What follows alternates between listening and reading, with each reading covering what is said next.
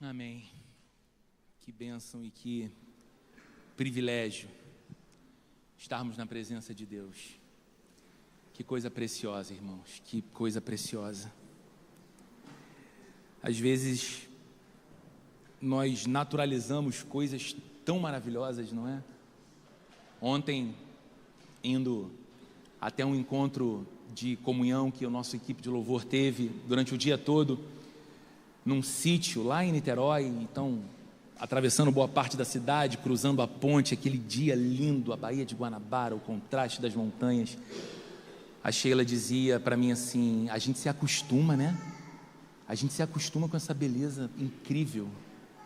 E às vezes a gente faz o mesmo assim com a presença do Senhor. Esse Deus maravilhoso, esse Cristo ressurreto, presente entre nós. A gente se emociona com outras coisas até, né?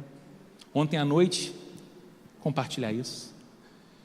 Eu estava voltando para casa desse compromisso, dentro do carro com a família, toco o telefone, uma chamada de vídeo do Muhammad. E aí eu olhei para a Sheila e falei assim: Muhammad me ligando por vídeo. A gente fica sempre, irmãos, a gente vai ter uma preocupação do tipo, aconteceu alguma coisa e a gente vai ter uma noite de sábado diferente.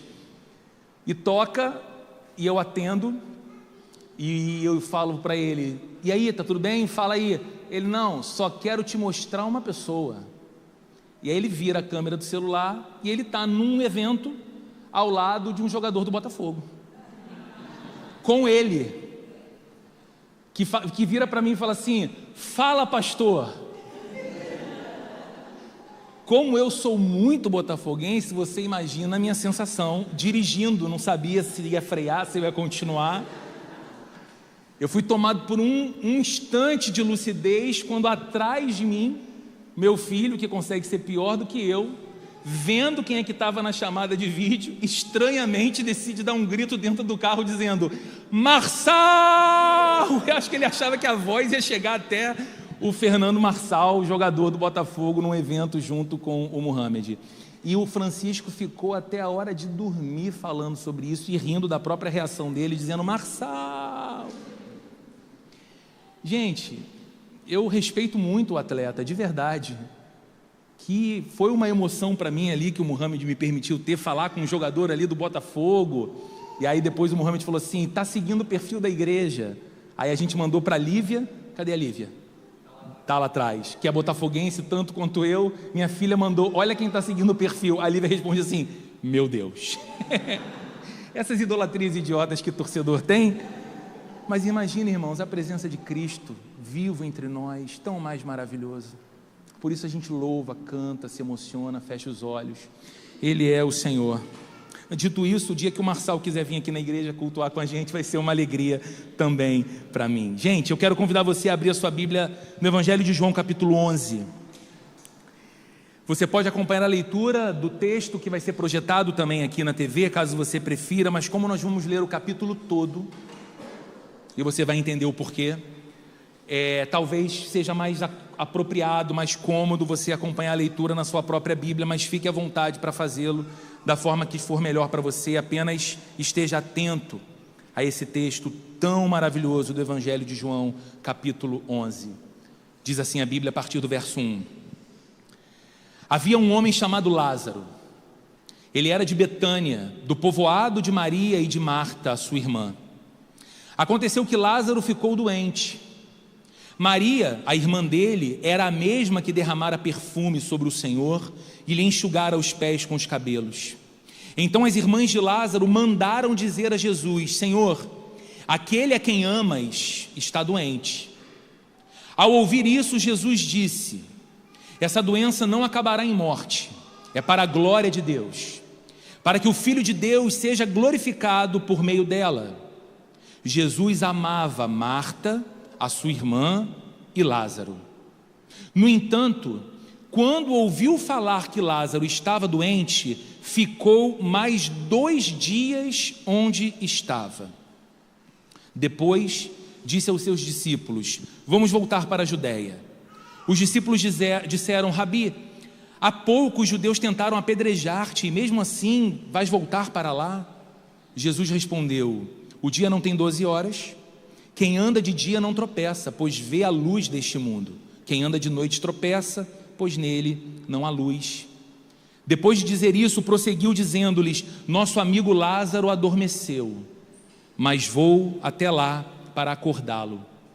Os seus discípulos responderam: Senhor, se ele dorme, vai melhorar. Jesus se referia à morte de Lázaro, mas os seus discípulos pensaram que ele estava falando simplesmente do sono.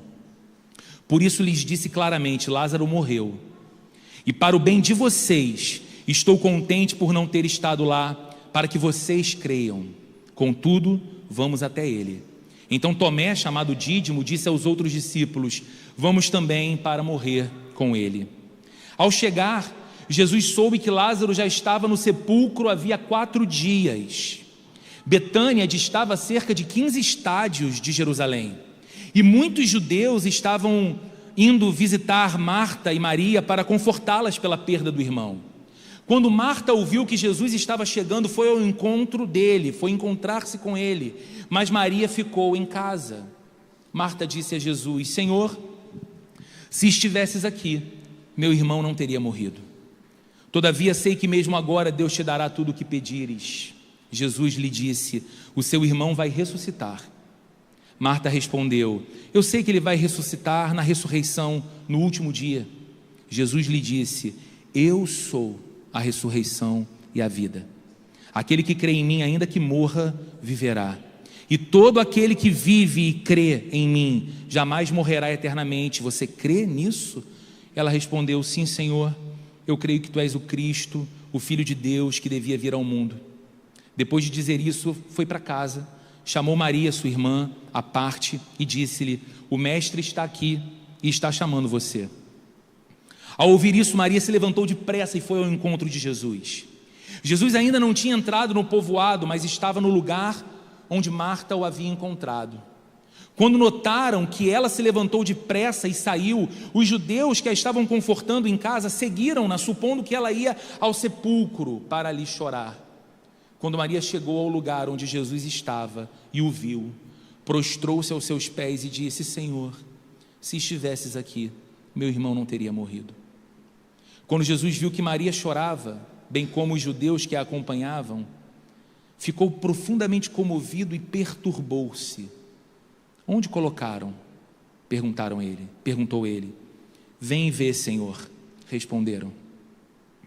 Jesus chorou. Então os judeus disseram: vejam como ele o amava. Alguns, porém, disseram: ele que abriu os olhos do cego não poderia ter impedido que este homem morresse? Jesus, outra vez profundamente comovido, foi até o sepulcro. Era uma gruta com uma pedra colocada na entrada. Tirem a pedra, disse ele. Marta, irmã do falecido, disse: Senhor, ele já cheira mal, pois está ali há 4 dias. Jesus lhe disse: não lhe falei que se você crer, verá a glória de Deus? Então tiraram a pedra. Jesus olhou para cima e disse: Pai, eu te agradeço porque me ouviste. Eu sei que sempre me ouves, mas disse isso por causa do povo que está aqui, para que eles creiam que tu me enviaste. Depois de dizer isso, Jesus bradou em alta voz: Lázaro, venha para fora. Aquele que havia morrido saiu com as mãos e os pés envolvidos em faixas de linho e o rosto envolto em um pano. Jesus lhes disse: tirem as faixas dele e deixem-no ir. Até aqui, essa é a palavra do Senhor, e que Ele nos fale poderosamente e por graça nessa manhã ao coração. Existe uma experiência que todo cristão passa. É uma experiência difícil de passar, mas todo cristão passa. É uma experiência incômoda e difícil da gente compreender, mas todo cristão passa. Mas porque é difícil, de difícil compreensão e incômoda, a gente costuma evitar pensar nisso e falar dessa experiência que todo cristão passa. Que experiência é essa? A experiência de orar e de não ver a resposta chegar. Orar por algo orar claramente por algo, especificamente por algo, e ter a sensação de que mesmo orando, a resposta não chega. Difícil entender, incômodo de lidar. A experiência de clamar, e clamar assim com toda a força do nosso ser, expressar tudo que aperta o peito pelo lado de dentro para Deus em oração e em clamor, e ficar com a sensação de que Deus parece distante da gente, mesmo clamando tão intensamente. A experiência de esperar, a difícil experiência de esperar, e usando uma linguagem bíblica, esperar pacientemente no Senhor, mas ter a sensação de que mesmo esperando, e esperando pacientemente, nada muda, nada acontece, as coisas permanecem do mesmo jeito, do mesmo estado. E aí surge uma pergunta muito incômoda, que a gente não gosta muito de se fazer essa pergunta, mas ela começa a habitar dentro da gente nesses momentos críticos e difíceis. À luz dessa série que afirma Ele ainda age, a pergunta incômoda é: se Deus ainda age, por que Ele não está agindo aqui e agora? Se Ele é o mesmo, se Ele é o mesmo que responde oração, se Ele é o mesmo que se inclina para ouvir o clamor, se Ele é o mesmo que recompensa aquele que espera pacientemente por Ele, por que eu não vejo o Seu agir agora, enquanto oro, enquanto clamo e enquanto espero? É incômodo, não é? Mas sabe o que é mais interessante? Esse texto, esse capítulo inteiro de João 11, não faz o que a gente costuma fazer, ele não evita a pergunta. Esse capítulo de João 11 não evita essa pergunta incômoda, pelo contrário, ele nos leva diretamente para dentro dela. Se Deus é poderoso e se Deus age, por que Ele não age nesse momento? Você conhece o pano de fundo dessa história? A gente leu o capítulo, o texto começa dizendo que Lázaro está doente, e ele tem duas irmãs, Marta e Maria, duas pessoas que aparecem muito no relato dos evangelhos, duas pessoas muito presentes na vida e no ministério de Jesus. E Marta e Maria enviam então um mensageiro até o lugar em que Jesus estava, a alguma distância de Betânia, onde elas estavam com seu irmão doente, com uma seguinte mensagem, uma mensagem simples: Senhor, aquele a quem amas está doente. Então chega o mensageiro no lugar em que Jesus se encontra, pede licença no ambiente em que ele estava e diz: Senhor, eu venho aqui em nome de Marta e Maria, suas amigas estão amadas, e elas pedem para te dizer o seguinte: Lázaro, aquele seu grande amigo que você ama tanto, está bem doente. E elas pediram para vir aqui falar isso para o Senhor, que elas estão esperando o Senhor lá em Betânia.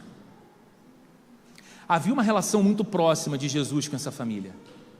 O versículo 5 diz: Jesus amava Marta, a irmã dela, e Lázaro.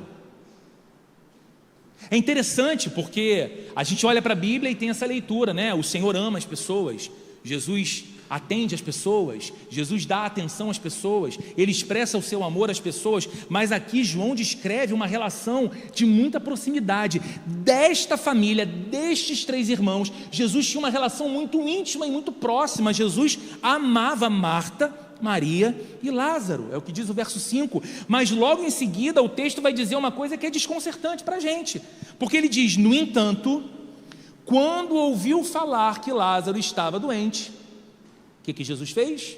Ficou mais 2 dias onde estava. Como assim? Então Jesus não largou tudo para trás? Então Jesus não disse para as pessoas que estavam com ele, recebendo a atenção dele: olha, agora eu peço licença a vocês, porque surgiu uma urgência, algo muito importante, de alguém muito importante e muito amado por mim, e eu preciso imediatamente ir para Betânia. Não, o texto diz que Jesus decide ficar mais 2 dias onde estava.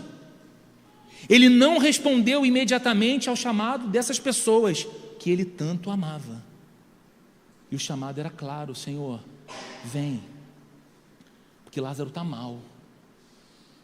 E a gente sabe que com o Senhor aqui as coisas melhoram, porque o Senhor tem poder para curar a enfermidade de Lázaro, mas ele está muito doente.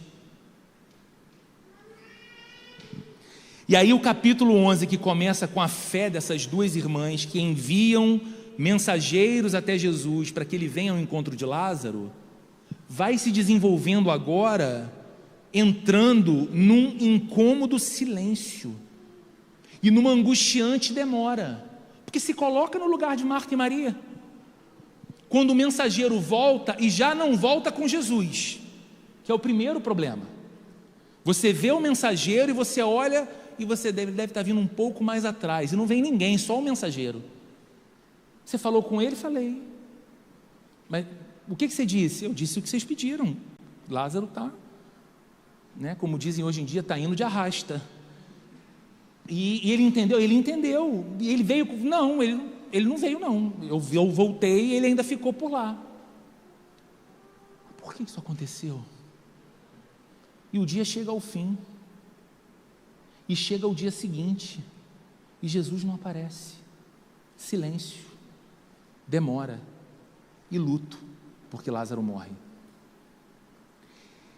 Isso leva a gente diretamente para a primeira verdade que eu vejo que esse texto nos ensina. Ela vai aparecer aqui.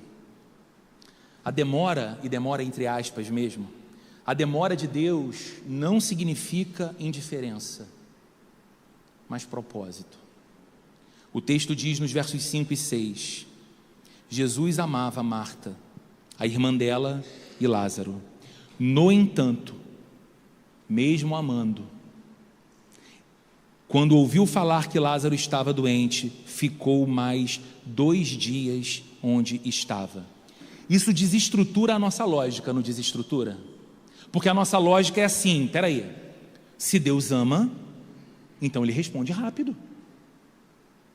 Se Deus ama, e se Deus é este a respeito de quem cantamos nessa manhã, Deus é justo e compassível, eterna a sua aliança, esse Deus que ama e que firmou uma aliança eterna com seu povo, responde, e responde rápido, porque ama, ao clamor, ao anseio, à oração. Se ele se importa, se ele se interessa, ele não deixa esperando.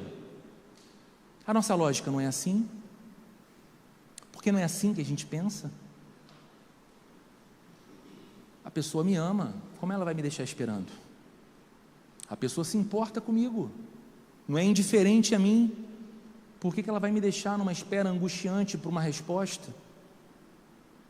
O texto garante que Jesus amava Lázaro e suas irmãs, mas mesmo assim espera mais 2 dias.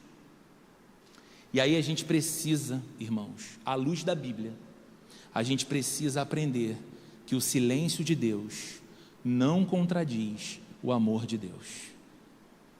O texto diz: Jesus amava Marta, sua irmã e Lázaro, e ainda assim ficou mais 2 dias. Amor e demora, silêncio. Basta observar o que João está narrando aqui para a gente. Perceba que Jesus, ele não está reagindo à situação. Quando o mensageiro chega, Jesus não reage com susto à notícia. Como assim, doente? O que ele tem? O que aconteceu? Outro dia, a gente estava junto, ele estava animado, estava falando do campeonato de futebol, estava normal. Como assim? Ficou doente? Jesus não está reagindo. Veja o texto de João e perceba como que Jesus ele está conduzindo essa situação. A aparente demora à luz de Marta e Maria não é um descuido de Jesus, muito menos é uma indiferença da parte de Jesus, mas é intencional. Olha o que o versículo 4 diz. Ao ouvir isso, Jesus disse: essa doença não acabará em morte, é para a glória de Deus, para que o Filho de Deus seja glorificado por meio dela. Ele verbalizou isso. Jesus, Marta e Maria nos mandaram aqui para que você soubesse que Lázaro está muito doente, e elas estão pedindo para o Senhor ir lá. E a resposta dele ao ouvir isso, a resposta aos discípulos dele foi: essa doença não vai acabar em morte, é para a glória de Deus. Através dela eu serei glorificado. O Filho de Deus será glorificado. E aí o que a gente aprende, irmãos, nesse primeiro ponto? De que essa demora de Deus não é indiferença conosco, mas é parte do seu propósito para a gente. O que às vezes nós chamamos de demora não é abandono. A gente tem uma urgência, a gente tem uma dor. A dor de Marta e Maria era muito legítima. A dor de ver o irmão morrer. A sua dor e a minha dor são dores legítimas. Aquilo que atravessa você, aquilo que preocupa você, são coisas legítimas, e nós colocamos essas coisas diante de Jesus. As nossas orações muitas vezes são as mensageiras, que dizem: Senhor, aquele a quem amas está doente. Senhor, aquele a quem amas precisa da tua intervenção. Só que às vezes parece que Jesus decide ficar mais 2 dias onde está. E a gente pensa que isso é abandono. O que nos parece muitas vezes ser o silêncio de Deus, porque não ouvimos a resposta que esperamos, não é indiferença de Deus por você e por mim. É porque às vezes a gente está tão certo em nossa prepotência, de que a gente sabe tudo que precisa para a vida, que a gente ora a Deus, já dando a Deus tudo que Ele precisa fazer. A gente adianta todo o trabalho divino, e a gente fala: Senhor, olha, o meu problema é esse aqui. Meu problema nesse momento é com essa pessoa, Senhor. Esse filho de Belial entrou na minha vida, e ele está fazendo um estrago na minha história. Então, Senhor, eu te peço humildemente, pelo teu livramento, salva e leva, que é uma forma do crente dizer assim piedosamente: mata ele, né? Salva e leva, promove, sabe? E a gente acha que o caminho de Deus e a resposta de Deus é dar para a gente exatamente o que a gente entende ser o apropriado. Só que a resposta não vem, ou ela não vem nos moldes que a gente definiu. E aí a gente pensa então que Deus está indiferente a nós naquele momento. Ter que esperar não significa que nós não somos amados. Às vezes a gente precisa esperar para ver a glória de Deus. Então a pergunta que eu te faço à luz desse primeiro ponto é: você está interpretando o silêncio de Deus, ou o fato de esperar mais do que gostaria, como um descaso do Senhor com você, ou como parte do bom propósito dele para a sua vida? Como você está interpretando o que você chama de silêncio de Deus? Como você está interpretando o que você chama em demora de ver o agir de Deus? Como um abandono: Deus desistiu de você, Deus não se interessa por você, Deus está punindo você porque você é um filhinho mau? Ou você está interpretando isso como parte de um propósito que, por vir de Deus, é soberano, santo e bom, porque Ele é soberano, santo e bom para a sua vida? Mas veja, a espera de Marta e Maria não é o fim da história. Jesus chega algum tempo depois, mas Jesus chega. E quando Ele chega, Ele não só resolve o problema que estava ali acontecendo, mas Ele revela no meio daquilo tudo algo ainda maior. Lembra do que Ele disse no verso 4? Isso é para que o Filho de Deus seja glorificado.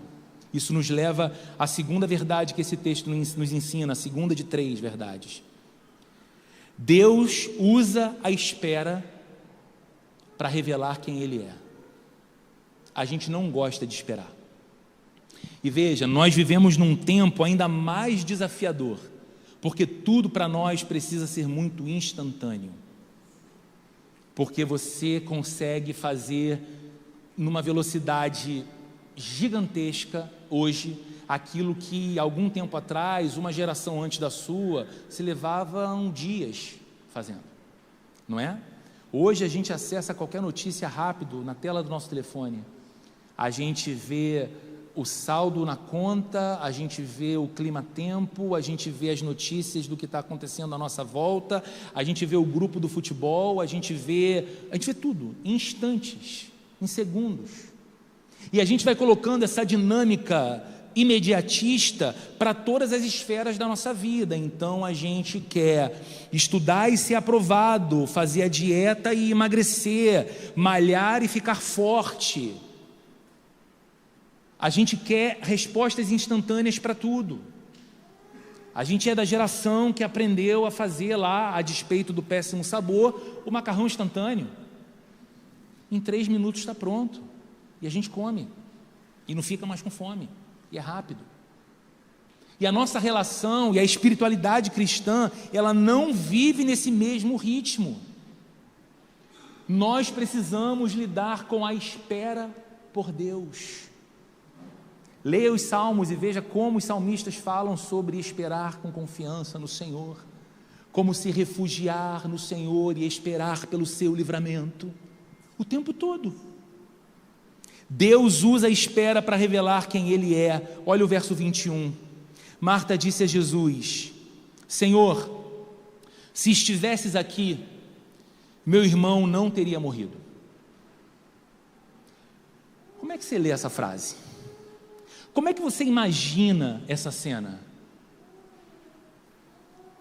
Meu primeiro pastor sempre dizia que a melhor forma da gente entender um texto bíblico é se projetando nele, é tentando entrar nele, se imaginar na cena, na história. Imagine que você está aqui, no meio desse contexto. Você está com seu telefone assim, com a câmera ligada discretamente, porque você quer registrar alguma coisa. Desse encontro vai sair algum negócio, porque depois de demorar alguns dias, Jesus chega. E Marta vai diretamente onde Jesus está. Como você acha que foi o tom? Essa frase não parece ser uma frase carregada de frustração? Senhor, se o Senhor estivesse aqui, meu irmão não teria morrido.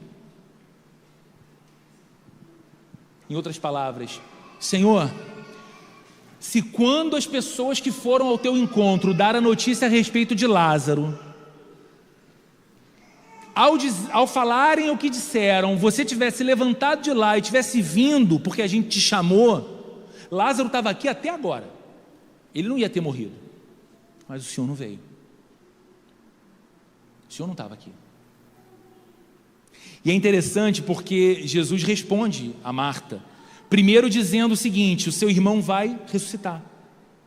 E aí a Marta, olha que coisa interessante, gente, a Marta não tinha nenhuma dificuldade teológica a respeito disso, porque Jesus diz assim: o seu irmão vai ressuscitar. E qual foi a resposta teológica de Marta? Sim, Senhor, eu sei que vai ressuscitar no último dia, na ressurreição. Sim, Senhor, eu sei que haverá um dia em que os mortos ressuscitarão e comparecerão diante do tribunal de Deus. Sim, eu sei que naquele dia, naquele grande último dia, meu irmão vai ressuscitar.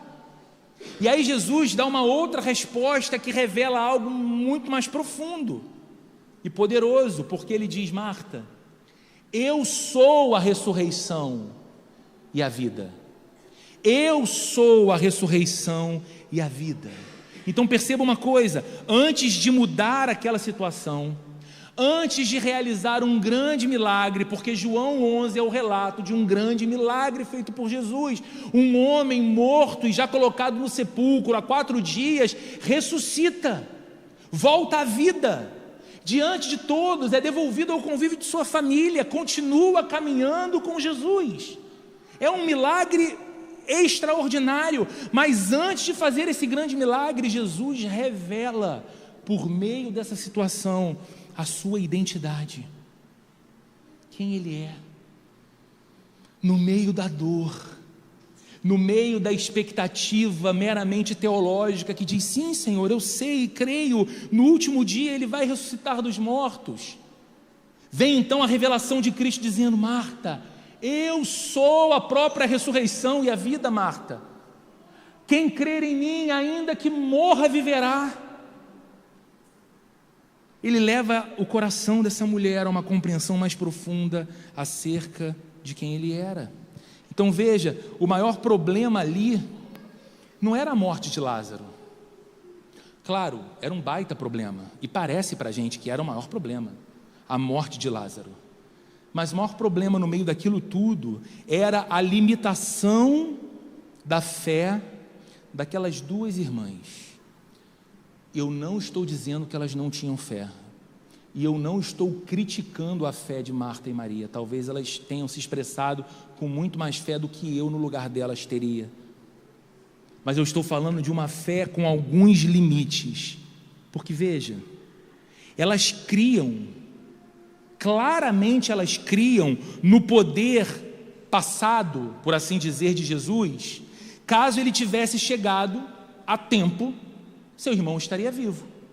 Então elas tinham um olhar para dizer o seguinte: nós vimos o Senhor curando outras pessoas, nós vimos o Senhor mudando o quadro de saúde de algumas pessoas que se aproximaram de ti, que nem te conheciam, mas aqui da nossa casa o Senhor é muito próximo, o Senhor visita a gente aqui o tempo todo, a gente maratona umas séries juntos de vez em quando aqui, comendo uma pipoca, o Senhor está sempre aqui com a gente. Então é Lázaro o Senhor gosta demais, então bastava o Senhor estar aqui e meu irmão ficaria bem. Então elas tinham uma fé de que se Jesus não tivesse se atrasado, ele teria feito algo que mudaria a situação de Lázaro. E veja que elas também tinham uma fé, elas criam na ressurreição futura. Isso é bonito, porque a Marta está dizendo: sim, Senhor, eu creio, ele vai ressuscitar no dia da ressurreição, no último dia. Ela está dizendo assim: sim, Senhor, eu creio que esse momento de despedida, ele não será para sempre, porque chegará o dia em que os mortos ressuscitarão, como Deus prometeu, e nós veremos Lázaro de novo. Naquele dia ele estará vivo outra vez. Mas elas não conseguiam aparentemente confiar no agir poderoso de Jesus no presente. Era um agir que, se tivesse sido feito no passado, mudaria o quadro, e um agir que certamente se fará, porque é promessa no futuro, quando os mortos ressuscitarão. Mas no presente, o presente é o que há. Lázaro morreu, foi sepultado, e seu corpo já cheira mal. A situação do agir de Jesus no presente parecia impossível.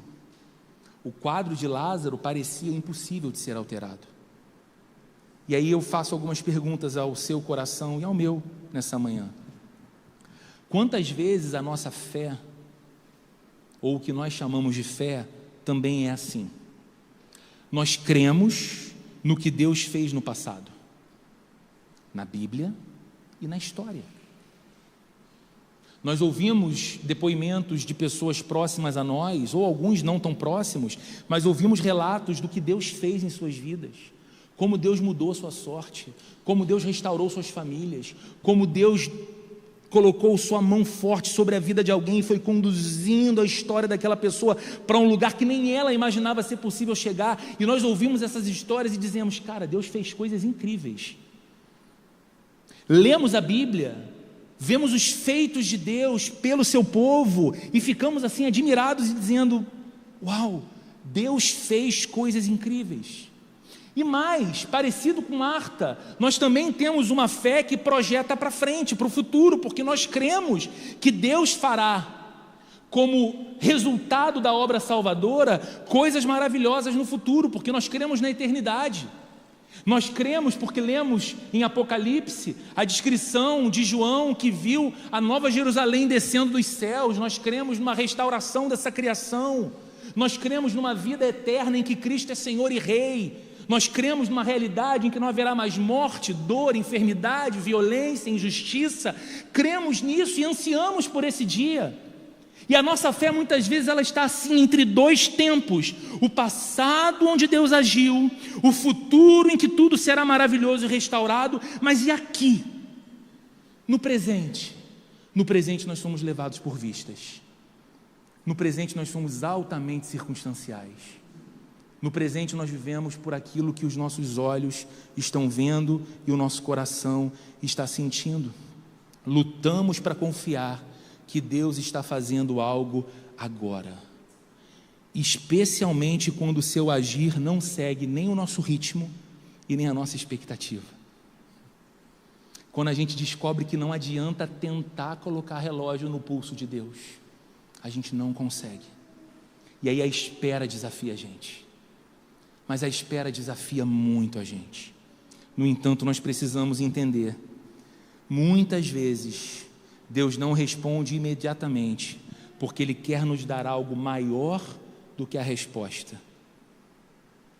Ele quer nos dar uma revelação mais profunda de quem Ele é. E eu não estou dizendo que isso é fácil.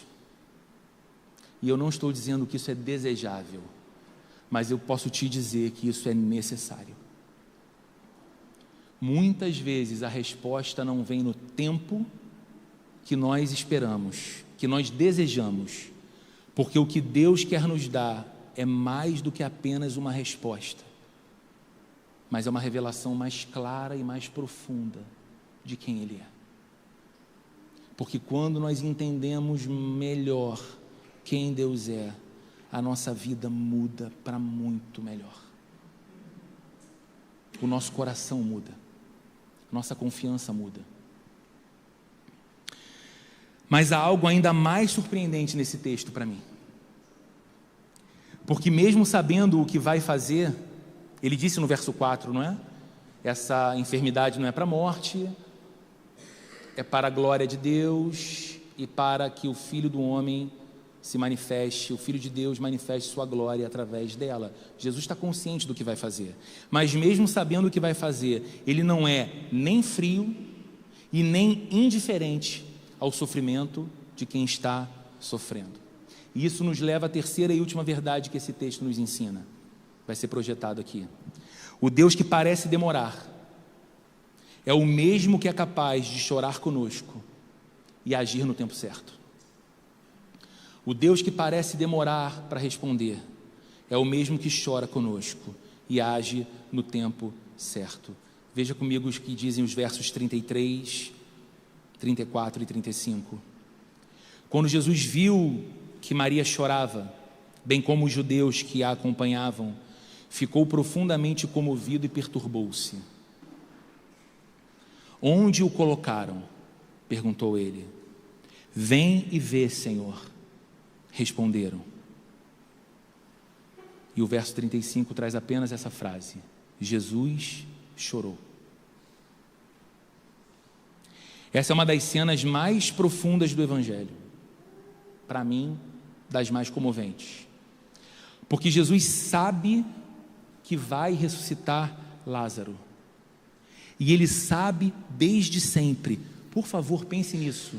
Jesus sabe que vai ressuscitar Lázaro, e Ele sabe disso desde sempre. Mesmo assim, Ele chora, e isso não é uma encenação, mas algo verdadeiro.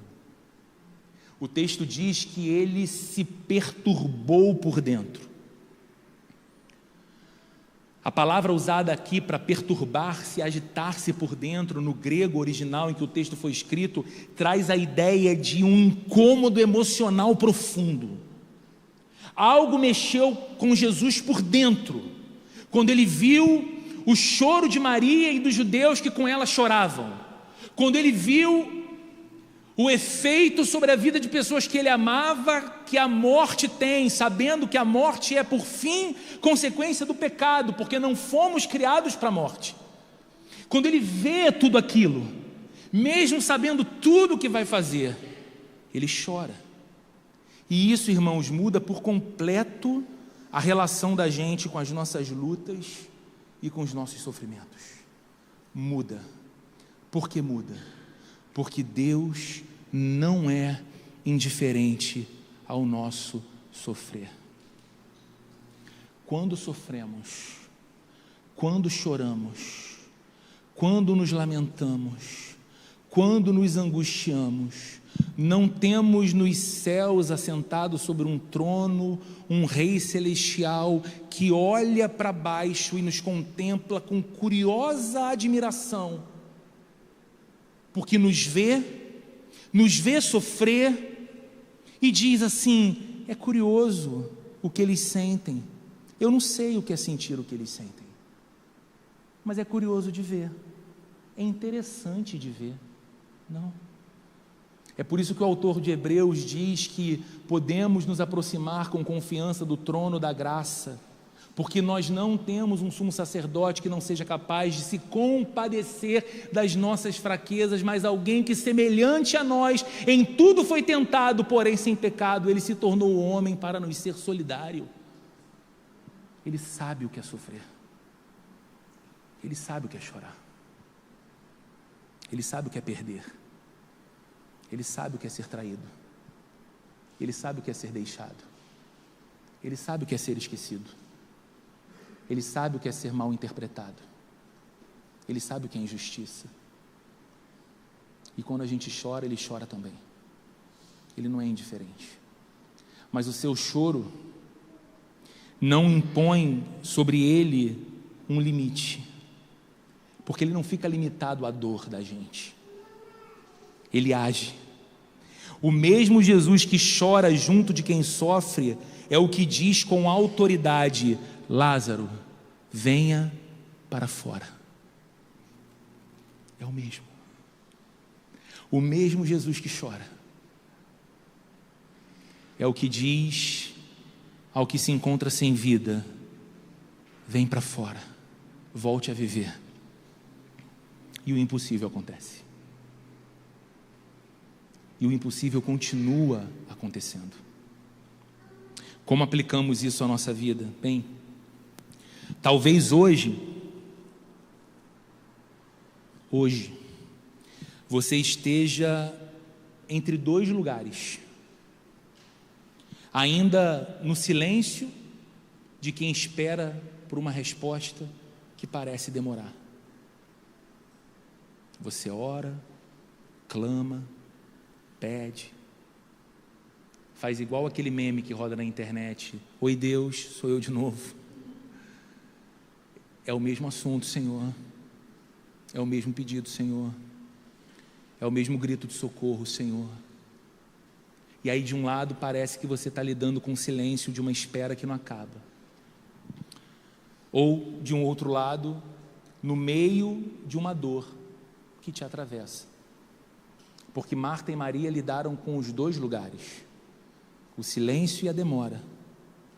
E enquanto havia silêncio e demora, elas sentiam a dor da perda, a dor do luto. E talvez hoje na sua vida, aplicadas às suas realidades e à sua circunstância, você se sinta assim, tanto no lugar da espera, mas essa espera não é neutra. Enquanto você espera, você sofre. Enquanto você espera, você chora. Enquanto você espera, continua doendo. Enquanto você espera, você se sente ainda humilhado. Enquanto você espera, a sensação de mudança de cenário vai se tornando cada vez menor para você.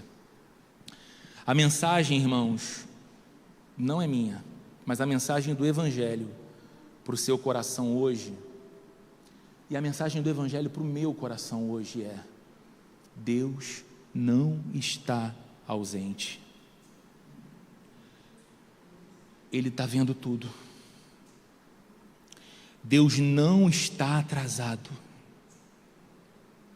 Ele não perdeu o compasso da história, nem o controle. Ele não está atrasado. E Deus não está indiferente. Isso, irmãos, nós precisamos crer profundamente, porque é uma promessa do Evangelho.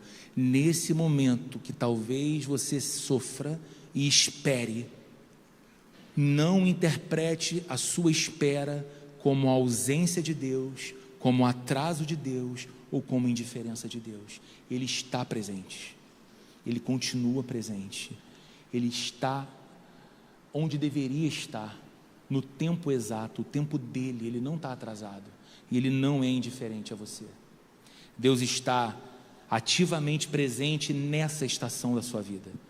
Ah, Roberto, mas essa estação não foi uma estação que eu previ, eu planejei, eu desejei, eu quis. Eu não quis isso, mas é a sua estação, é a minha estação. Só que Deus não ficou em outra estação e deixou a gente sozinho nessa. Ele está presente nesse exato momento, envolvido totalmente com a nossa história e conduzindo, irmãos, amorosamente e soberanamente para o seu bem e para a glória dele, a sua vida e a minha vida. Ele está conduzindo. Eu quero concluir dizendo que essa passagem de João capítulo 11, esse capítulo todo, na verdade, ele aponta para algo ainda muito maior, porque a gente viu a ressurreição de Lázaro aqui, só que depois, em algum momento, Lázaro morreu de novo, assim como Marta, assim como Maria, assim como cada um dos apóstolos, assim como todos os homens e mulheres de Deus que viveram antes de nós e vivenciaram milagres e grandes bênçãos. Chegou o dia em que a vida deles aqui do lado de cada eternidade teve um fim. Então esse capítulo 11, ele fala de algo maior do que o milagre da ressurreição de Lázaro. Porque existiu um dia na história do mundo em que houve de fato um silêncio absoluto. Um clamor foi feito. E esse clamor recebeu como resposta silêncio. Esse dia foi o dia da crucificação de Jesus. Na cruz, Jesus clamou: Deus meu, por que me desamparaste? E ele não ouviu nenhuma resposta. No jardim do Getsêmani, instantes antes de sua prisão, condenação e crucificação, Jesus clamou por 3 vezes, e havia tanta angústia em si, que ao orar ele transpirava sangue, e a oração por 3 vezes foi a mesma: Pai, se possível, passa de mim esse cálice. O medo de Jesus não era morrer. O cálice amargo era se ver pela primeira vez e única vez em toda a eternidade, desconectado do Pai, a quem ele tanto amava, e recebendo do Pai não amor, mas punição por pecados que não eram dele, mas nossos. E ele completava a oração dizendo: mas que não seja o que eu quero, mas o que o Senhor quer. Silêncio. E por que Jesus não ouviu resposta? Jesus não ouviu resposta porque naquele momento Deus estava realizando o maior de todos os milagres, dos quais a ressurreição de Lázaro é apenas um sinal. Ali, em silêncio, diante do clamor do seu filho amado,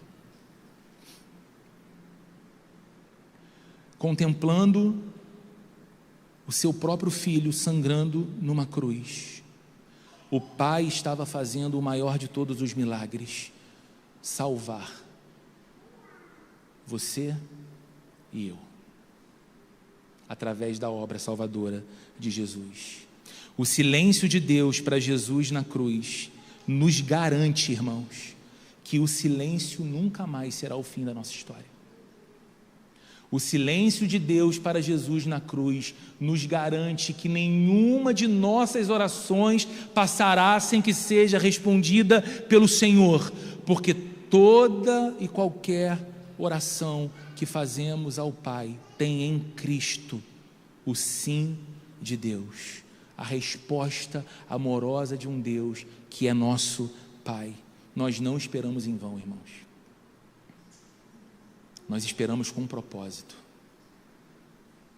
Ainda que a espera doa, ainda que a espera angustie e incomode a gente, ela não é em vão, ela é com propósito. E enquanto aguardamos, continuamos crendo em milagres.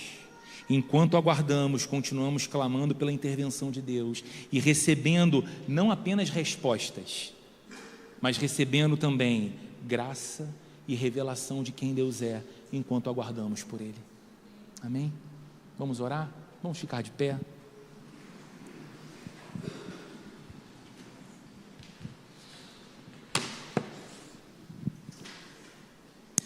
Nós ainda vamos cantar mais um louvor ao nosso Deus e fazer desse momento de canção também uma expressão do nosso coração, da nossa oração, do nosso clamor.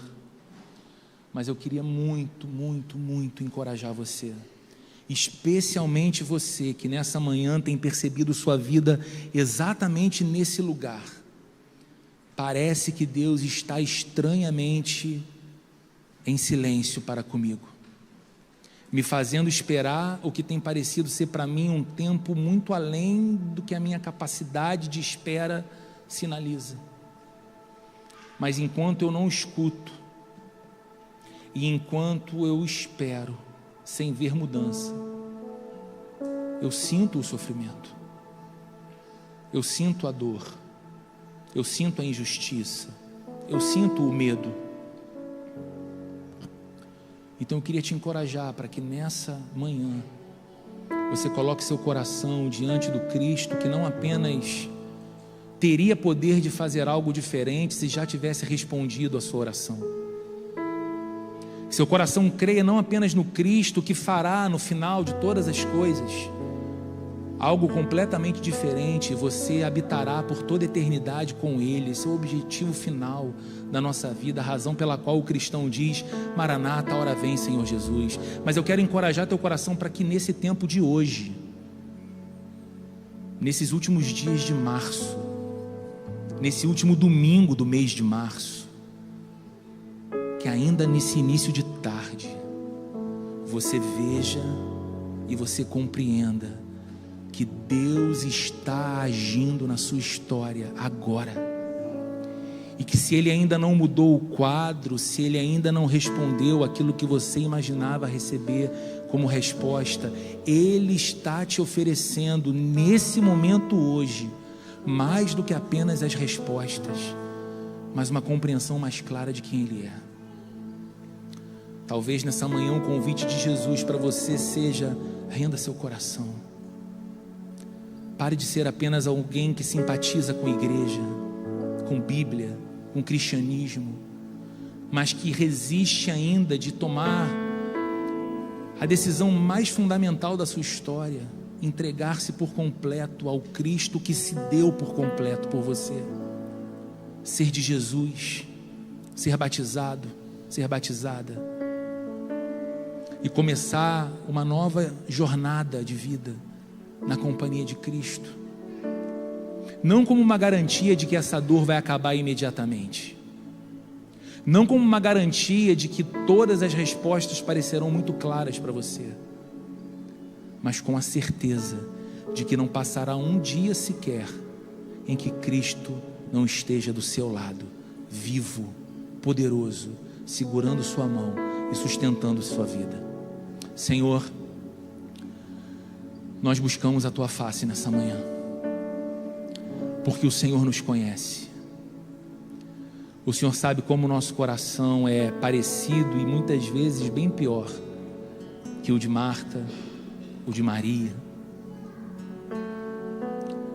porque muitas vezes a gente se rende àquilo que as circunstâncias sinalizam para nós. A gente desiste de tudo tão rápido, Senhor. A gente enfraquece na fé tão rápido, Senhor. O vento sopra um pouco mais forte e a gente já se sente tão sozinho, tão abandonados. Ah, Senhor, mostra-se a nós hoje. Mostra a Tua glória, Senhor. Mostra a Tua glória, Senhor. Nessa manhã, Senhor, enquanto esperamos, Senhor, nessa manhã, enquanto renovamos a espera paciente pelo Senhor, nessa manhã, enquanto continuamos clamando pelo Teu socorro, nessa manhã, enquanto continuamos orando, que o nosso coração seja como o de Abacuque, que disse: ainda que a figueira não floresça, que não haja fruto na vide, o produto da oliveira minta, não haja bois no curral, todavia eu me alegrarei em Deus, exultarei no Deus da minha salvação. Senhor, faz de nós homens e mulheres guiados por esse todavia, mesmo que os nossos olhos vejam o caos, todavia estejamos apegados à tua promessa e à tua presença. Revela tua glória, Senhor, e nos faz crer que o teu bom propósito continua operando em nossa história, no tempo presente.